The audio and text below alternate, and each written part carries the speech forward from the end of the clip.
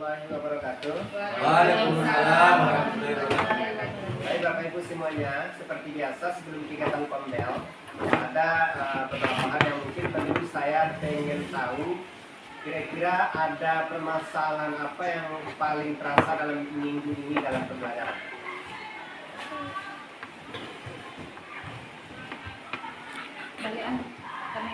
Sama saya belajar itu ada permasalahan yang saya temukan di sekolah di kelas, yaitu paling banyak itu permasalahan itu di kelas 8. Itu ada beberapa siswa kita yang sangat sulit diatur dalam proses belajar itu.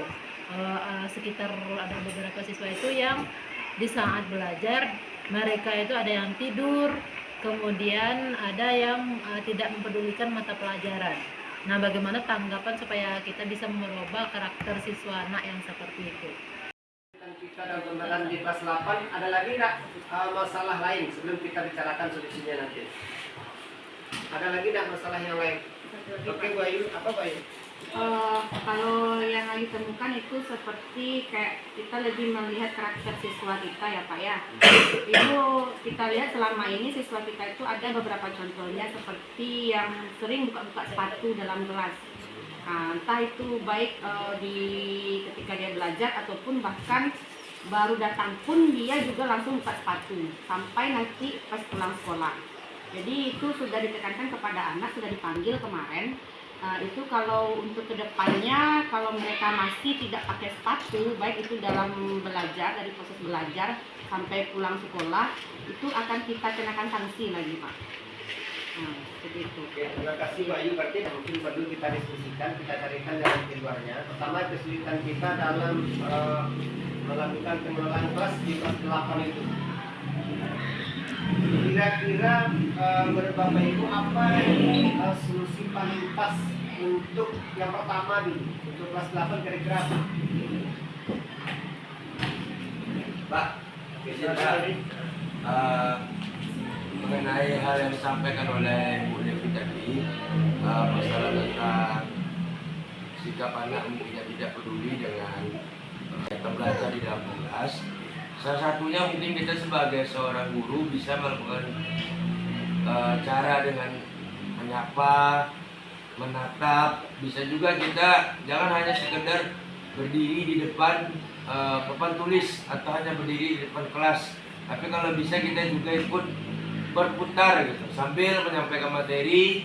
Kita berputar di dalam kelas, memperhatikan anak satu persatu, dan juga kalau bisa kita menyapa anak.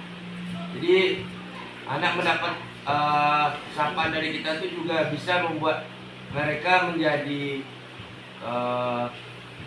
senang, bisa ya. Terus kedua, mereka bisa mengalihkan fokusnya ke arah belajar.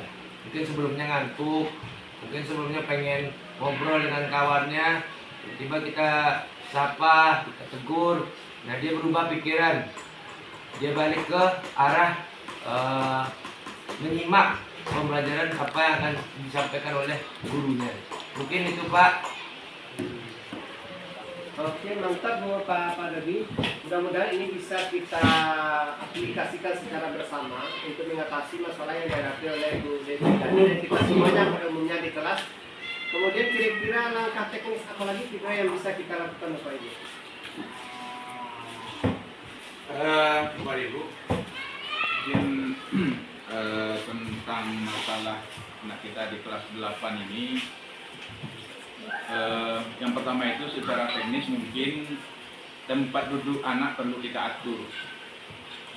Artinya ketika kita belajar, kita mengayomi seluruh anak, jadi kita melayani semua anak. Di tempat duduknya mungkin kita rubah, biasanya kita duduk anak biasanya kita dalam bentuk yang berkelas nah mungkin besok kita rubah dengan letter U atau untuk lain, sehingga anak merasa dilayani semuanya. Tidak ada perbedaan kita menghadapi anak, mungkin itu salah satunya. Dan lagi mungkin agar kita tidak ini di kelas, agar anak tidak bosan di kelas. Anak-anak itu yang tidur kadang karena bosan, mungkin karena materi kita tidak menarik. Nah, mungkin tambahannya materi kita mungkin perlu bagian dari diferensiasi itu memodifikasi cara kita, metode kita dalam pembelajaran. Mungkin itu saja. Terima kasih. Terima kasih banyak Ustaz. Ini sudah kita temukan solusinya. Saya kira ide-ide Bapak Ibu tadi itu brilian sekali. Tinggal kita secara bertahap mencoba mengaplikasikannya. Mudah-mudahan apa yang kita hadapi bersama, kesulitan pembelajaran, memang anak kita sifatnya homogen, mungkin bisa kita atasi. Di konten berikutnya kita akan coba kembali kita refleksi secara bersama kira-kira apa ke arah yang lebih baik. Termasuk juga permasalahan yang dihadapi oleh yang dilihat oleh Bu Ayu tadi. Mudah-mudahan kita secara bersama, secara konsisten juga bersama-sama membentuk karakter anak kita, mendisiplinkan anak kita. Barangkali untuk hari ini kegiatan refleksi kita cukup. Terima kasih Bapak Ibu masukan sarannya. Terima kasih. Assalamualaikum warahmatullahi wabarakatuh. Waalaikumsalam. Warahmatullahi wabarakatuh.